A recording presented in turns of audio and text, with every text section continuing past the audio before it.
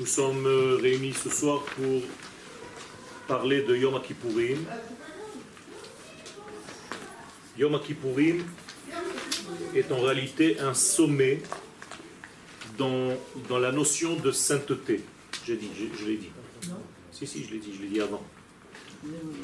Quand vous étiez là, je l'ai dit. J'entends. Voilà, elle est témoin. C'est un sommet dans la notion de la sainteté du temps. Ce jour-là est appelé dans la Torah Shabbat Shabbaton, c'est-à-dire qu'il a une valeur du Shabbat du Shabbat. C'est quelque chose d'extraordinaire et on va essayer de comprendre pourquoi. Yom Kippourim Muskar Tamid Belashon Rabim.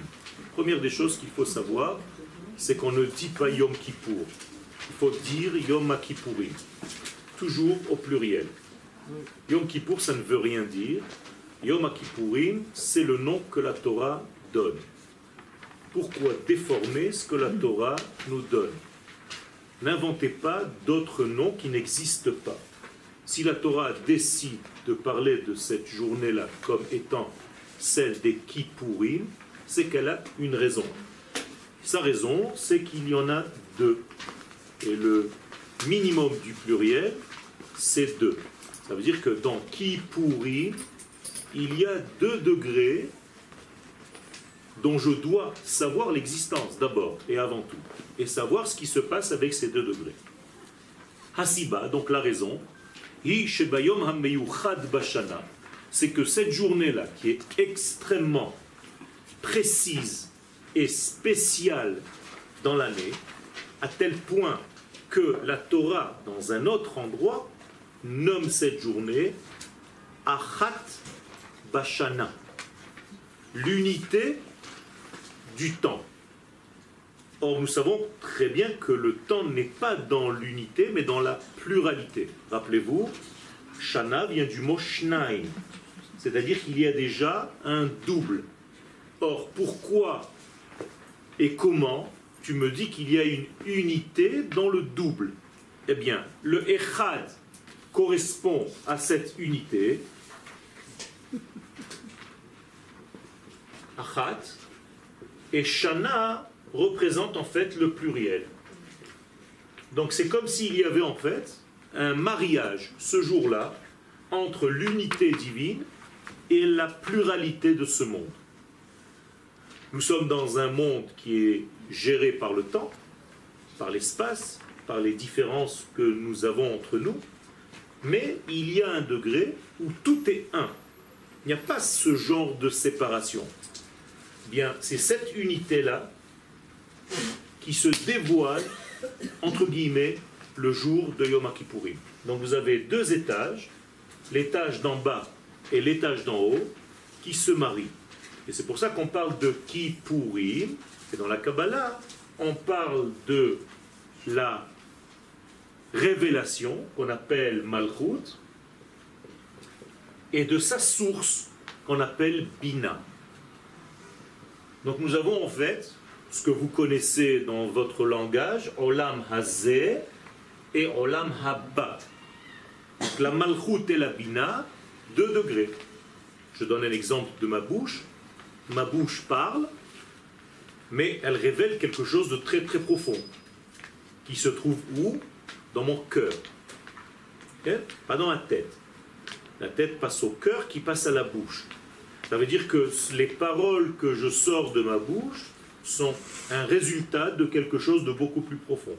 Eh bien, la Shana, l'année, qu'on s'est souhaité Shana Tova, c'est en réalité soit dans un bon pluriel, soit dans une pluralité qui va t'amener à grandir.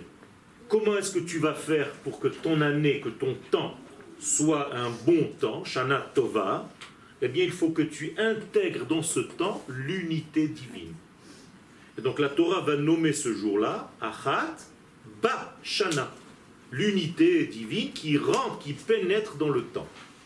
Donc c'est comme si nous montions tous de notre monde de révélation à notre source, à la maman d'en haut.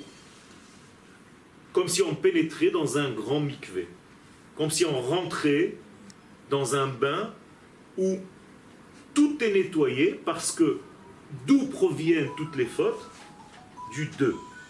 S'il n'y avait pas de 2, s'il n'y avait pas de possibilité de dévier d'un degré à un autre, il n'y aurait pas de faute.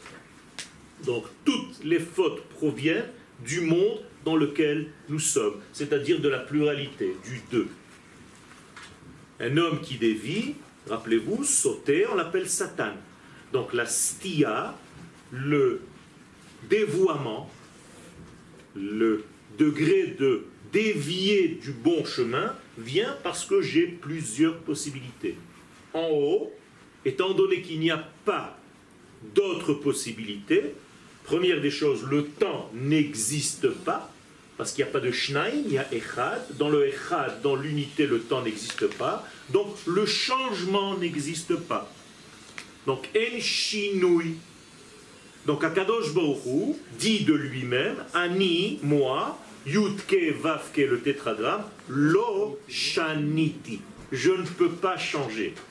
Je n'ai pas de changement. Quand vous entendez le mot changement, il y a aussi connotation de faiblesse. D'accord? Dieu n'a pas de faiblesse, donc il ne peut pas changer. Quelqu'un qui change, ça veut dire qu'un jour il a pensé comme ça, et le lendemain il pense autrement. Chez l'éternité, ça n'existe pas. C'est une faiblesse de changer de degré. Même si on change pour le bien, ça montre qu'en réalité, on a plusieurs degrés dans ce monde. Akadosh Baruch Hu, c'est quelque chose de droit, quelque chose d'absolu, quelque chose de concret, mais qui est stable, dans l'ordre de l'éternité. Et l'éternité ne change pas. Et donc, il y a le Netzach en haut, et il y a le Shoné en bas. De la même manière que nous venons de lire deux parachutes. Nitzavim, et qui correspond donc à Echad, que veut dire en hébreu Nitzavim en français, stabilité. Vayelech, deuxième qu'on a lu hier, marcher.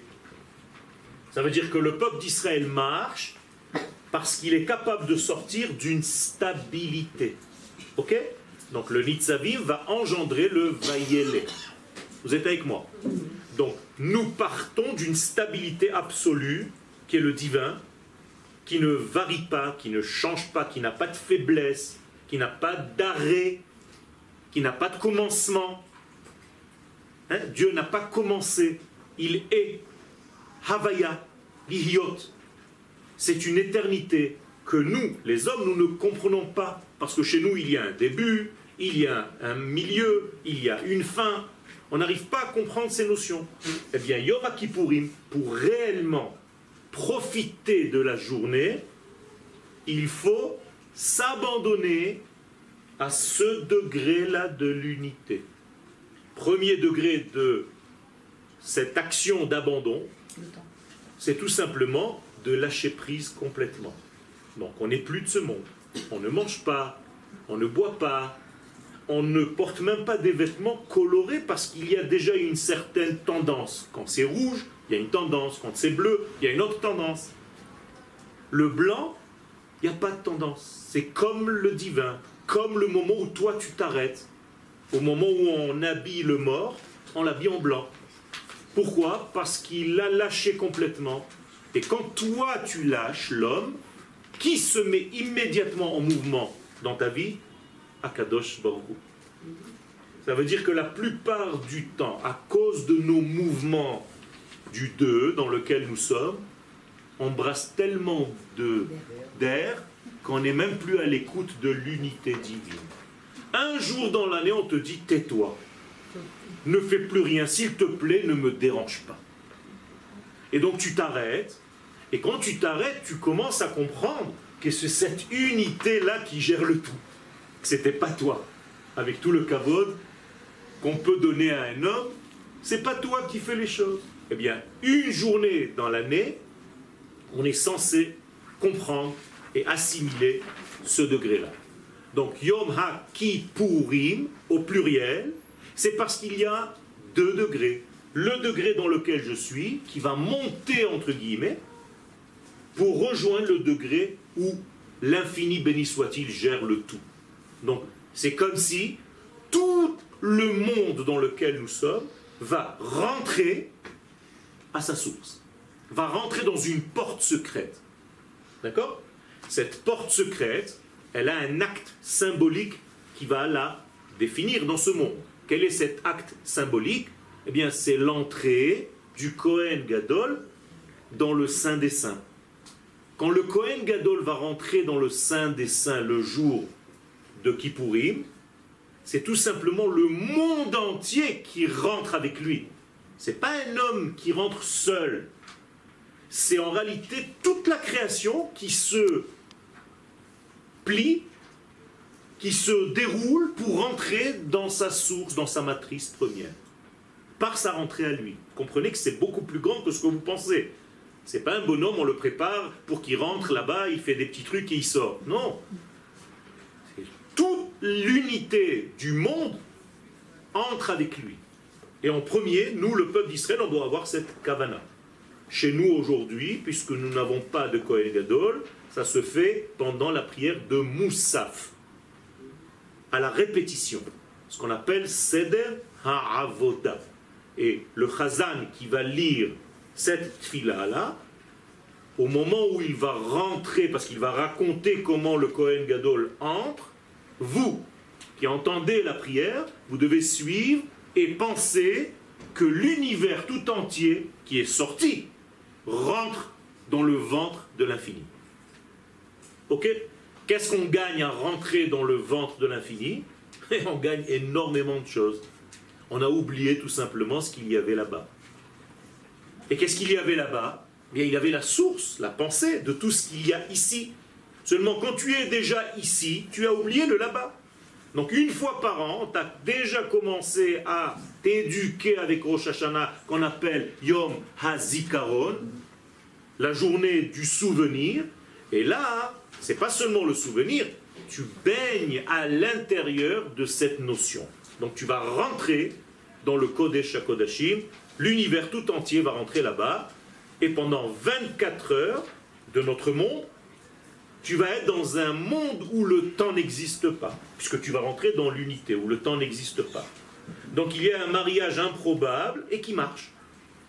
On est dans un monde où le temps n'existe pas, et pourtant, Kippourim va s'arrêter à un moment donné.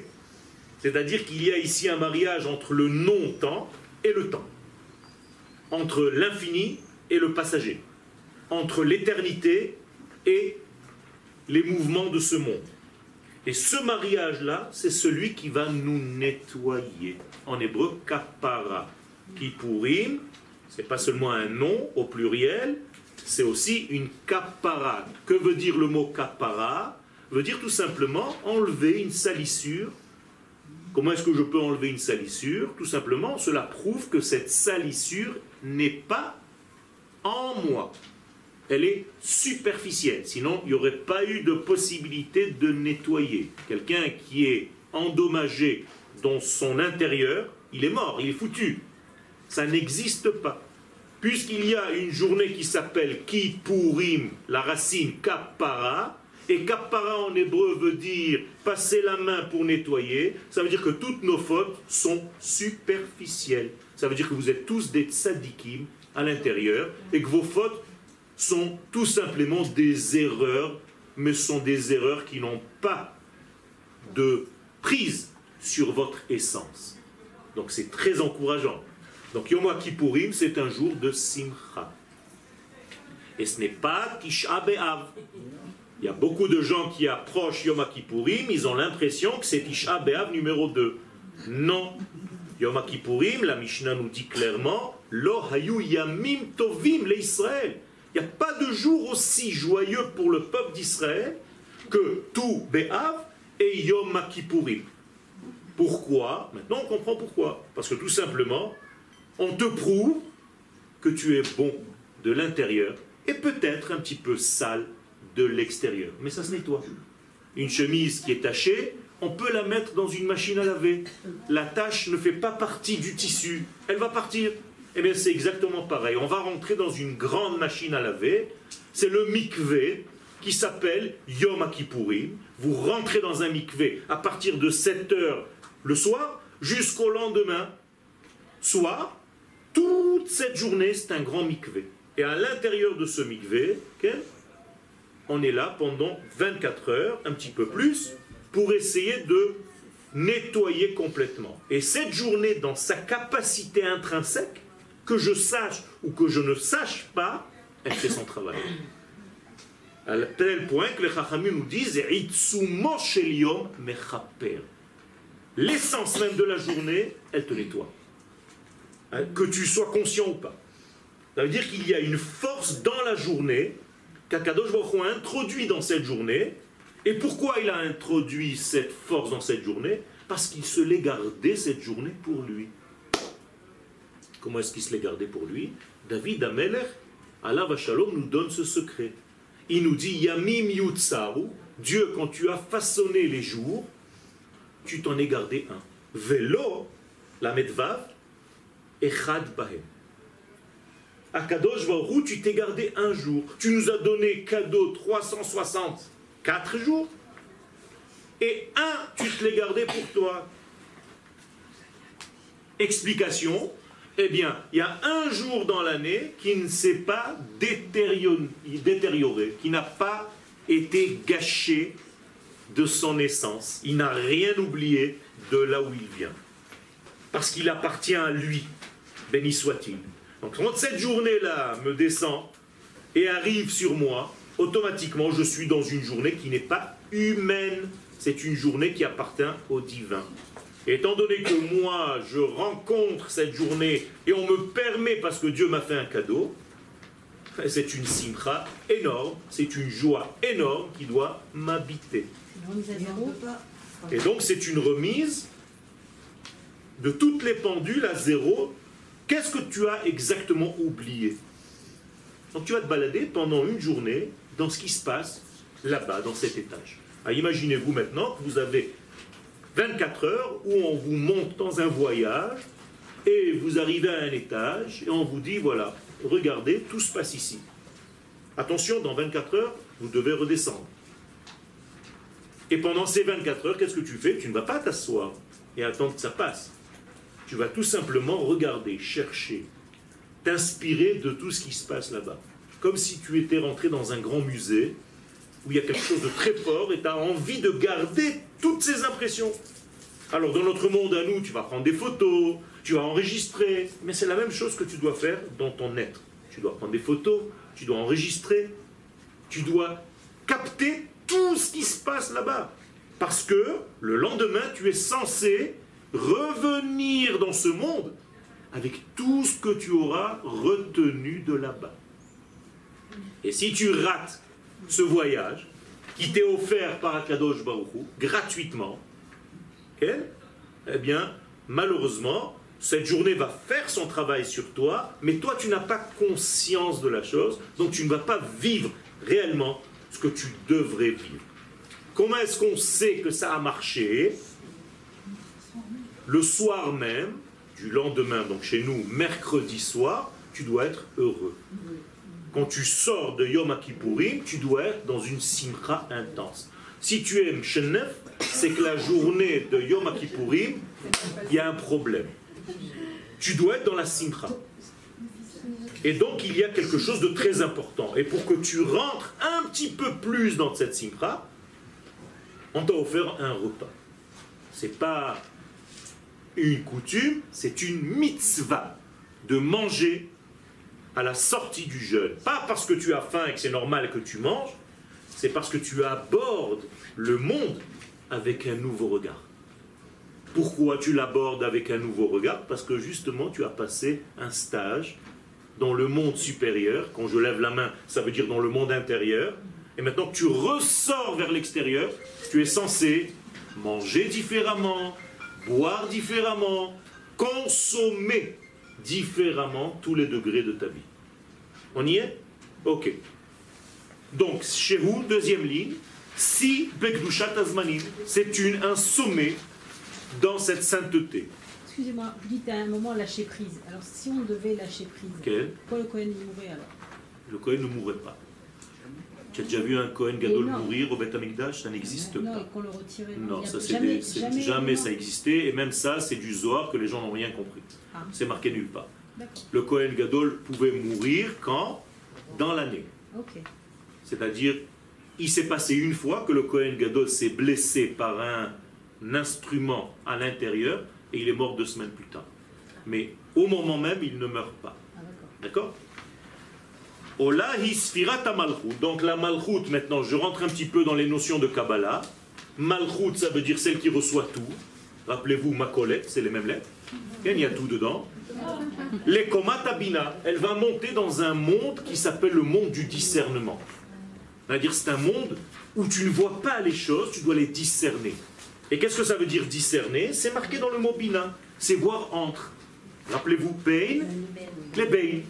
Je vois entre les choses, je sais lire entre les lignes. Là-bas, j'entends les silences. Donc, il faut que tu te prépares pour monter du monde où tu vois des milliards de détails vers un monde où tu dois écouter les silences. D'accord? Comme la couleur blanche, qui n'en est pas une. Et donc, tu montes du résultat, Malchut c'est le résultat, à la source, Bina, c'est sa maman. Ce sont 2 femelles. Dans les lettres du nom d'Hachem, ce sont les 2 lettres He. D'accord? Donc, telle mère, telle fille. C'est les mêmes. C'est pour ça qu'on les appelle Kippourim. Parce que la maman va chez sa mère. Qu'est-ce que fait la maman chez sa mère? La mère, pardon, la fille chez la maman, qu'est-ce qu'elle fait? Elle apprend. Elle va apprendre comment devenir mère, comment donner, comment partager. Ça, c'est un des secrets de ce qui se passe en haut. En haut, on apprend une seule chose, essentielle, comment donner. En bas, on vous apprend comment recevoir. D'accord? Et finalement, tu t'aperçois à la fin de ta vie que tu ne reçois que ce que tu as donné. Et c'est tout ça, Yom Kippourim.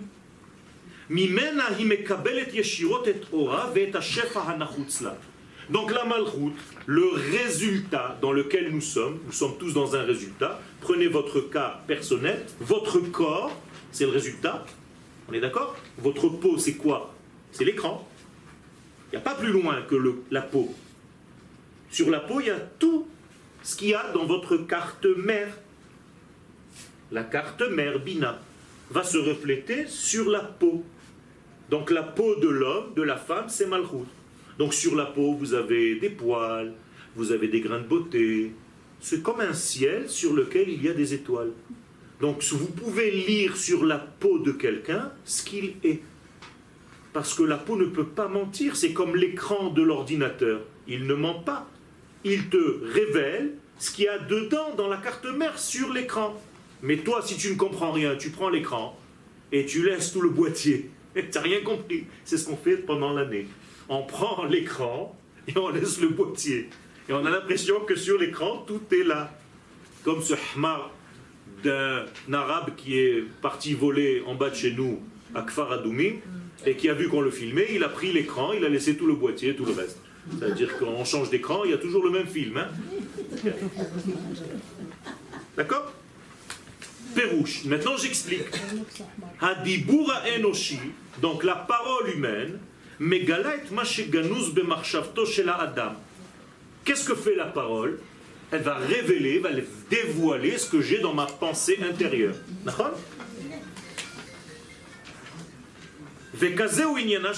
Et c'est exactement le rôle que joue la Malchut au sein des Sphirot.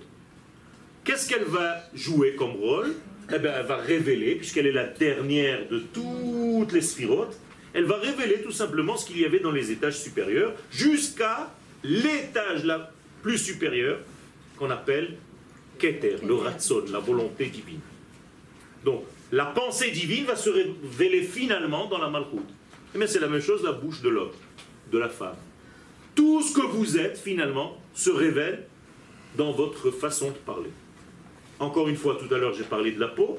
Maintenant, je parle de la parole. Dites-moi quelques mots, je vais vous dire exactement qui vous êtes. Juste par l'intonation de votre façon de parler.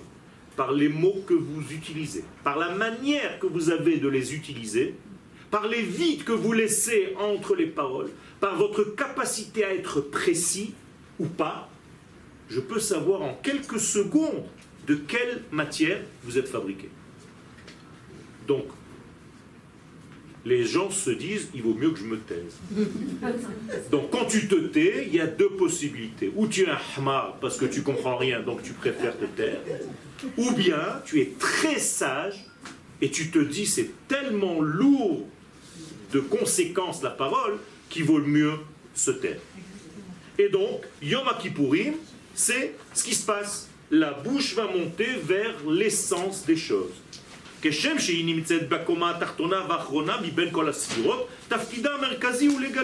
Donc son rôle premier et essentiel, c'est de dévoiler.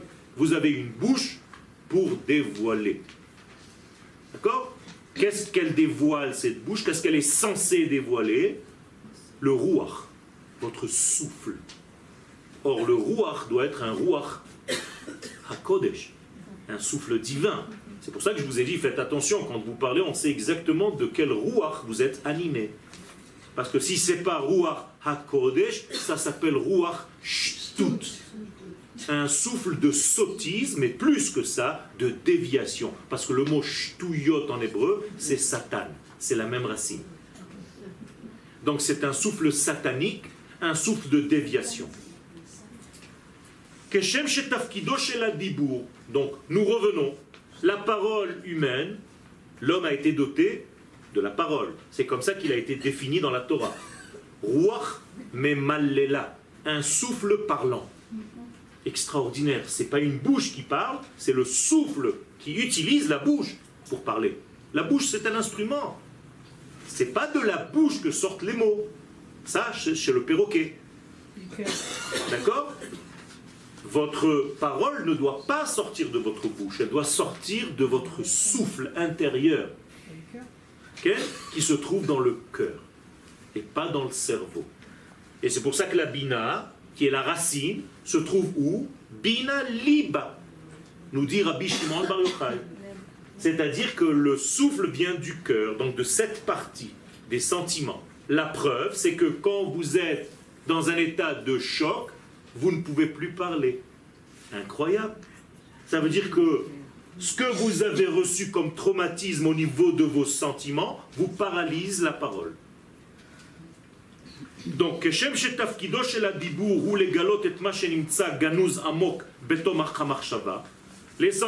de la parole, c'est de dévoiler le fond de la pensée.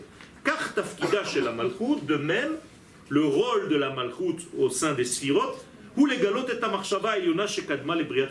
de dévoiler la pensée divine qui a précédé la création du monde. Et là, il faut rappeler ce que je viens de vous dire oralement, maintenant sur texte.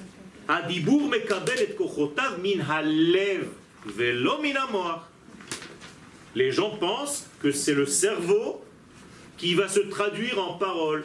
Non, c'est le cœur. Et ça, c'est un dévoilement de la Kabbalah. D'accord?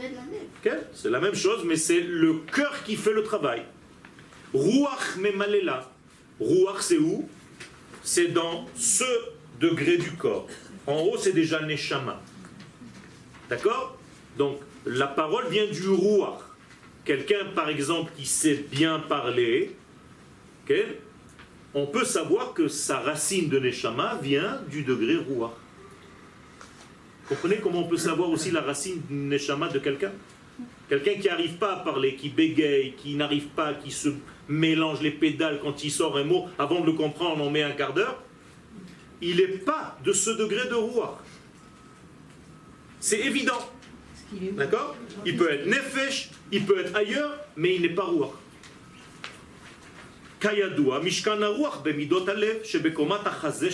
Donc ça vient de la poitrine. Donc toutes nos émotions jouent sur notre façon de parler. Donc lorsque quelqu'un est ému, il y a un problème maintenant de motorisation, un problème moteur entre son cœur et son verbe. Shenigram ba'ma'avar sheben halev ou ben hape. Donc il va y avoir un problème. Il va bégayer, il va dire n'importe quoi. Okay? Une maladie se voit déjà dans la façon de parler. Quelqu'un, même si chas v'shalom il a une crise, on peut voir des paroles qui sortent de sa bouche maintenant. Donc la parole est tellement révélatrice de ce que je suis qu'il faut vraiment faire attention. Et nous sommes dans le livre de Devarim.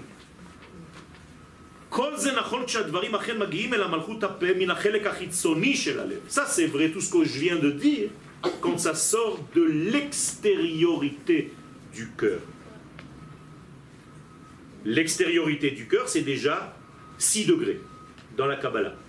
C'est-à-dire quand je quitte le cœur, j'ai quitté la bina c'est le cœur, j'ai 6 degrés avant d'arriver à la malchut.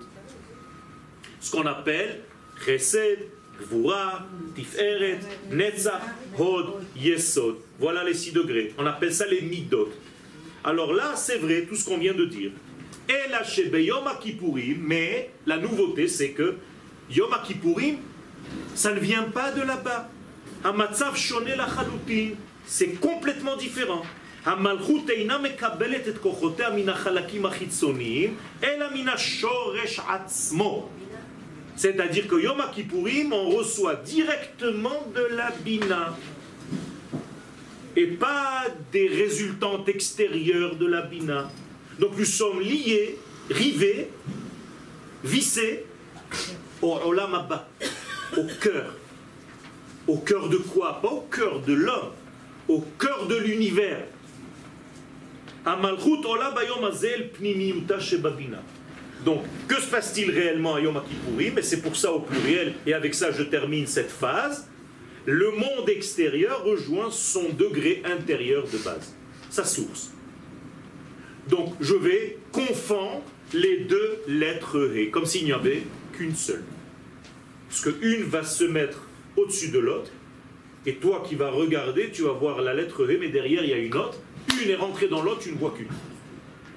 Ça, c'est faire en sorte que le Olam Haba et le Olam Hazé soient collés un dans l'autre. Qui est dans l'autre? La Bina est à l'intérieur de la Malchut. Et pas l'inverse. Pourquoi? Parce que la Bina est plus intérieure que la Malchut. La Malchut est superficielle par rapport à elle. Donc c'est comme la Neshama qui va rentrer dans le corps, mais tu ne vois plus la différence. Il y a un animal qui est une sorte de sauterelle transparente. Imaginez-vous une voiture en plexiglas. Vous voyez le moteur et tout ce qui se passe à l'intérieur, les tuyaux et tout ça. Eh bien, il y a un animal qui est comme ça. Et le Zohar en parle et il dit qu'un jour on arrivera à être comme cet animal où on ne va plus être des obstacles à ce qui se passe à l'intérieur de nous. Comme c'était chez Adam Harishon, avant la faute.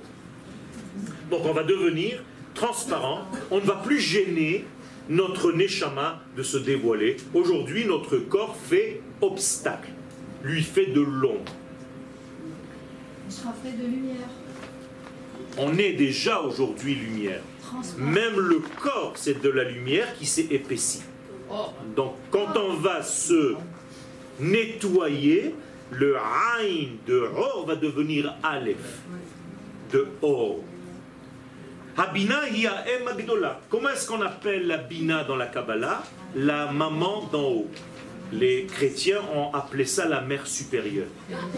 Je rigole pas. Ils nous ont volé toutes les notions qui se trouvent dans le judaïsme. Okay? Donc, Ima Ila'a, la maman d'en haut. Mishan yoneket malchut et koach hatshuva. Et c'est de là, de ce degré-là,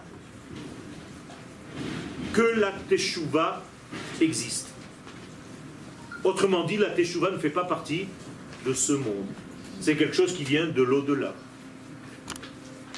Car la bina, elle est déjà olam haba. Donc, il n'y a pas de teshuva dans le olam hazé. Ça n'existe pas. La teshuva est un cadeau divin qui vient d'un non-temps. Et la preuve, c'est qu'elle est capable, cette teshuva, de te réparer une faute que tu as commise il y a 3 semaines. Si le temps est passé déjà, comment tu peux revenir dans la case du temps d'il y a 3 semaines? C'est foutu. seulement parce que tu as un joker où tu peux dépasser le temps, et quand tu dépasses le temps, tous les casiers du temps sont devant toi, et tu peux réparer là où il y a des tâches. Donc la Teshuvah est divine, elle vient de Bina. Et ça c'est Yom Kippourim, qui est livré à Rav Kook, Zatzal, le Rav Kook qui était un kabbaliste, nous dit dans Orot HaTeshuvah, Mitzad Habina, HaTeshuvah Ba'a. Voilà. D'où est-ce que vient la Teshuvah? De la Bina. Il n'y a pas de Bina, il n'y a pas de Teshuvah. D'où est-ce que lui-même, le Rav Kook, a pris cette notion que c'est tellement haut la Teshuvah? Eh bien, d'une parole de Rabbi Akiva dans la Mishnah. Ashrechem Israël, nous dit Rabbi Akiva, le maître de la Torah orale, le dernier des grands kabbalistes. Lifne mi atem mitaharim. Devant qui vous vous purifiez, ou mi metaher etrem, et qui vous purifie. Alors quand vous lisez comme je viens de lire, vous avez l'impression qu'il s'agit de questions. Mais en réalité, Rabbi Akiva nous dévoile, Ashrechem Israël, heureux soit votre part Israël. Vous savez pourquoi? Parce que l'ifne mi atem mitaharim. Vous vous purifiez devant un degré qui s'appelle mi. Or, ce degré qui s'appelle mi, ce sont deux lettres en hébreu, le même, et le yud, 40 plus 1, 50. Donc vous vous purifiez du 50e degré. Chamishim sha'arei bina. D'accord? Donc moralité, ça c'est au niveau des dizaines. D'accord? Au niveau des unités, c'est le chiffre 8. D'accord? Puisque 7 fois 7, 49. Donc nous sommes dans le 8 ou dans le 50. Voilà, le 8 et le 50, c'est la même chose. Ça c'est dans les unités, ça c'est dans les dizaines. Ok? Donc c'est mi taher etrem. C'est le mi qui va vous rendre pur. Donc vous êtes obligé de rentrer dans un degré qui s'appelle mi. Or, dans le mot mi, il y a une notion d'eau, de liquide. Ok? Maïm. Maïm, c'est le degré qui purifie l'homme. Au singulier, comment on dit maïm? Ma. Ma. La question en hébreu, ma, comme en arabe, le ma. Ça vient de maïm. Or, en hébreu, il n'y a pas de ma au singulier, on parle toujours de maïm, mais si tu devais couper l'eau en deux, tu as deux fois ma. Quelle est la valeur numérique de ma? 45 fois 2, 90. Donc on y est. Mi. C'est un degré qui nous ramène au degré le plus élevé avant le Keter. Je n'ai pas compris 90. Comment on écrit Maïm? Même Yud Mem. Combien c'est? 40 et 40 et 10. Je ne suis pas dans les chiffres et les lettres là, mais quand même. Donc Maïm. Donc quand les enfants d'Israël sont sortis d'Égypte et que l'eau s'est ouverte en deux, en réalité, qui les a sauvés? Quel nom? Ma. Et c'est un nom dans la Kabbalah, Shem Ma. Et ce nom-là, Ma, comme par hasard, il est en valeur numérique Géoula, 45. Et Adam, l'homme, et Ma, la question. D'accord? Donc, Rabbi Akiva nous donne ici des secrets énormes. Il nous dit, sachez que Yom Kippourim, vous êtes nettoyés parce que vous avez accédé à un monde supérieur. Atchouva yisod elyon, she'eino matril min hameimad ha'olami hamugbal. Donc la Teshuvah ne fait pas partie de notre monde limité. Impossible. Atchouva gnuza bashoresh hakodem lazman. La Teshuvah, elle défie les notions de temps. Parce que si elle était elle aussi, la Teshuvah, limitée dans le temps, tu ne peux plus rattraper le temps. Ça y est.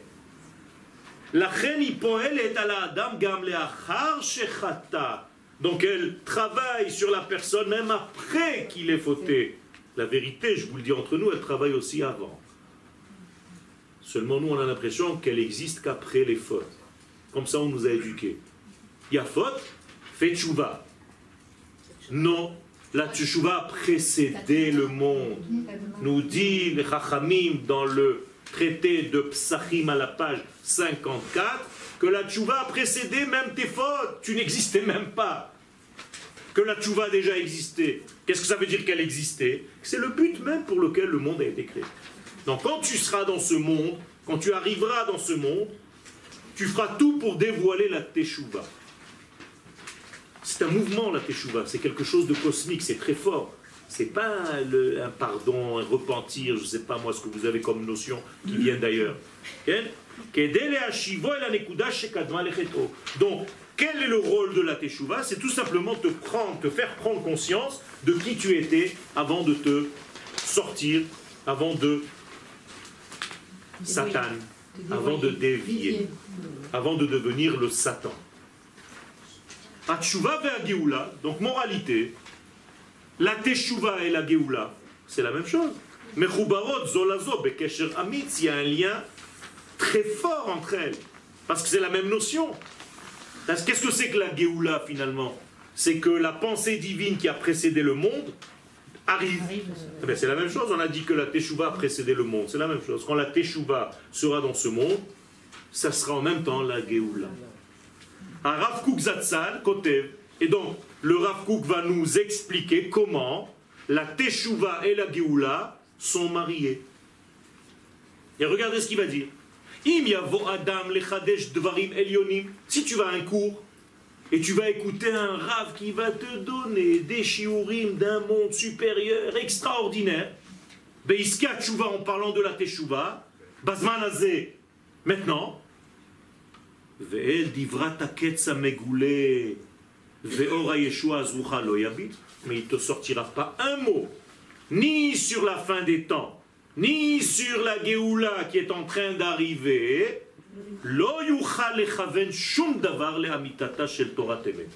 Sache qu'il est loin de la Torah de la vérité. C'est-à-dire que tous les cours qui vous parlent de Teshuvah et qui ne vous parlent pas du retour du peuple d'Israël sur sa terre, ce sont des cours qui ne font pas le lien avec l'essence de la Torah. Qui kolzman meir betrunato, nous dit le Rav. Pourquoi je vous dis tout ça et j'ai l'impression d'être sévère? Mais tout simplement parce que chaque temps éclaire de sa manière à lui. Ve'atzat Hashem, et la pensée divine, le conseil divin, Ya'atz le'achel or ha'geula, me'ulefet bematmone mistarim, kemo she'anu roim be'enenu mokefet ba'amon negaim, shel aniyeh ha'da'at ha'sovlim cholaim ruchanim. Il a fait quoi l'Éternel? Je vais vous le traduire parce que c'est un petit peu de l'hébreu très de haute voltige. Mais tout simplement, Akadosh Baruch Hu a caché la Géoula dans des événements que ceux qui ont une pensée pauvre ne verront jamais. C'est-à-dire que si vous sortez aujourd'hui dans la rue et que vous demandez aux gens est-ce que nous sommes dans une période de Géoula, ils vont vous dire pas du tout, avec la génération pourrie qu'il y a dehors, c'est impossible que le Mashiach vienne. Ce sont des gens négatifs, ils les appellent Aniyei Da'at. Ils sont pauvres dans leur pensée parce qu'ils n'ont pas de connexion, ils n'ont pas vraiment étudié. Ce sont des peureux généralement, ils ont beaucoup de peur à l'intérieur d'eux, et la Torah qui les anime, c'est la Torah de la peur.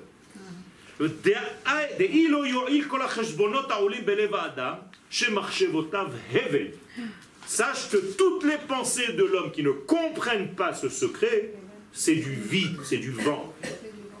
Neged atzat Hashem ha'elyon, et rien ne pourra arrêter le mouvement divin, Asher diber tov al Israël, qui lui, Akadosh Baruch Hu, écoutez bien, attachez vos ceintures, ne parle toujours que du bien du peuple d'Israël. Donc à chaque fois que vous parlez du mal du peuple d'Israël, vous allez contre la volonté de Dieu. Lechonen or ha'geula vederech chaim le'shar amo ha'atidim liot kulam shavei pesha. Et bien que tu ne vois pas aujourd'hui que cet homme ou que cette femme font partie du cheminement normal de la Torah, sache qu'Akadosh Baruch Hu dans sa pensée voit jusqu'à la fin, puisqu'il est en dehors du temps, et il voit que tous ces gens, ces hommes et ces femmes sont shavei pesha, sont des gens qui vont revenir. Et toi tu l'as jugé à l'instant. C'est comme si tu avais pris un enfant vers 15 ans. Qu'est-ce que tu fais? Tu le jettes à la poubelle. Parce que je te dis, mais attends, un mec comme ça, jamais, comment il est sorti de nous? La femme, elle voit son mari, elle lui dit, mais il est sorti de moi? Ce monstre! Tu n'as pas le droit de parler comme ça. Parce que tu ne sais pas voir, toi tu vois les instants de maintenant. Si tu avais la conscience de voir l'avenir, c'est ça la Teshuvah, c'est ce que Yom Kippourim nous hisse à voir un degré qui n'a plus le temps. Donc tu vois quoi dans ce degré? Tout, jusqu'à la fin. Chut. Normalement, tu es censé voir même ceux qui ne sont plus de ce monde. Puisqu'ils sont justement dans ces Olam. Donc en réalité, Yom Kippourim, tu dois être à côté de tous ceux qui ont déjà disparu. Ils ont disparu du corps, mais le corps, tu n'y es plus. Tu es monté au niveau de la Neshama, dont tu es censé danser avec des Neshamot. Donc ça aussi, c'est un degré qui n'est pas donné à tout le monde. Vekol chulshot hanefesh, donc toutes les faiblesses que vous voyez chez les uns et les autres, hapachdanout, regardez comment il appelle, la peur. Rithion aroar, c'est une faiblesse du souffle dont on a parlé tout à l'heure. Mougat levav, c'est-à-dire un cœur qui est comme de la margarine. Kalil yachalof, sachez que tout ça, ça va passer, ça va dégager. Veruach me'oded, et seul un souffle qui va te donner du courage et de l'optimisme. Mais malech chaye yesha ve'oneg Hashem, seulement les cours où tu vas sortir avec un optimisme. Tu vas sortir avec un cœur, waouh, ça me fait du bien. C'est ça qui va prendre la place à la fin des temps. Dans tous les cœurs, qui vont réellement s'approcher d'Akadosh Baruch Hu sur la montagne de Jérusalem. Ce que je vous dis maintenant, c'est une prophétie aussi.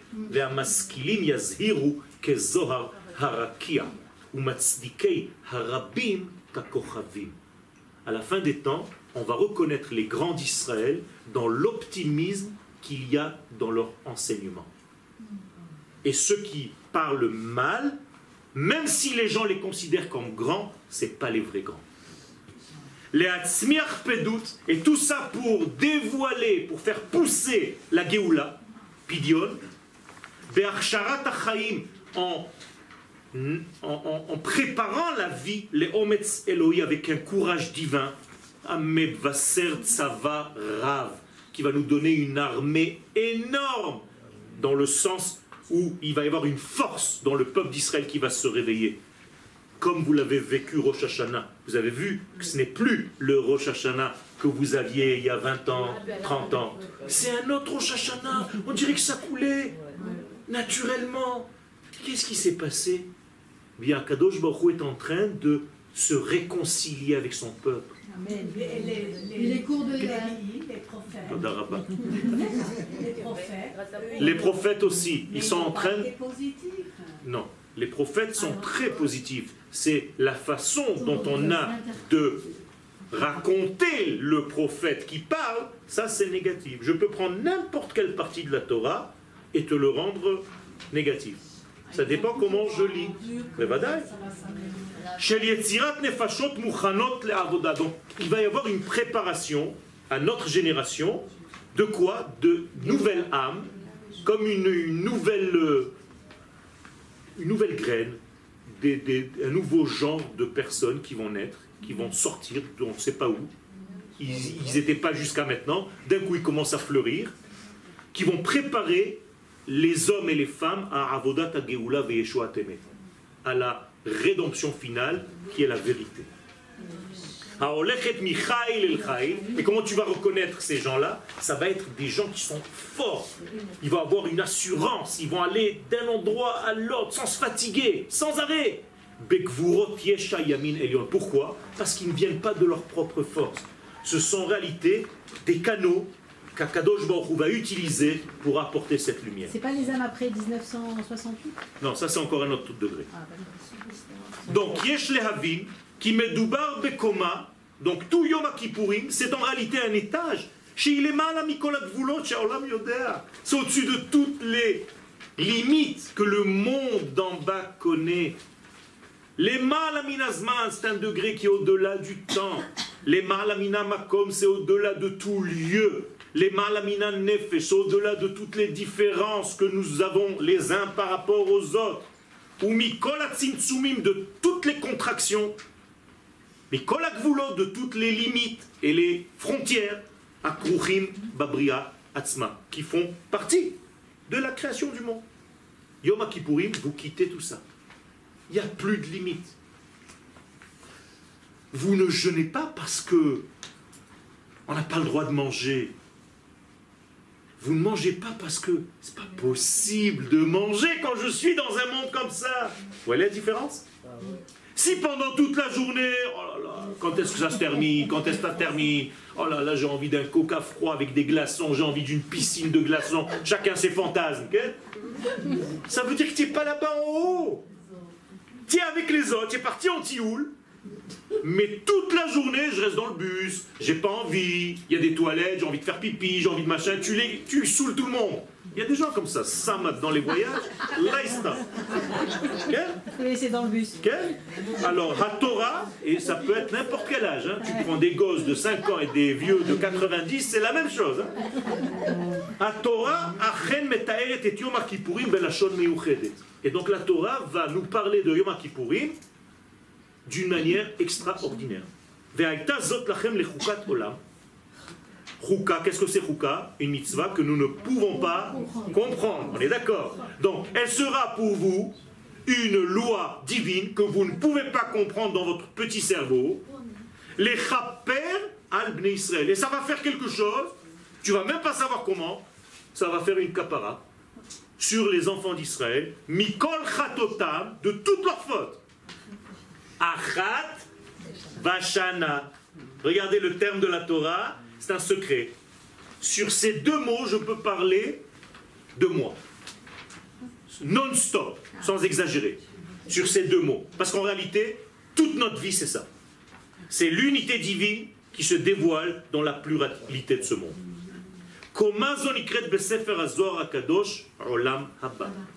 Donc la Bina est appelée dans le Zohar Olam Haba. Et pas le monde futur.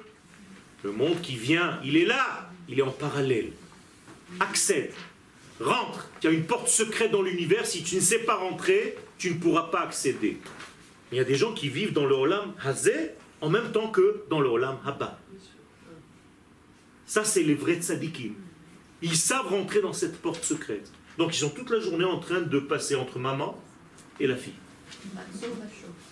Vesham en lo achila. Alors qu'est-ce qu'il n'y a pas dans le Olam Haba?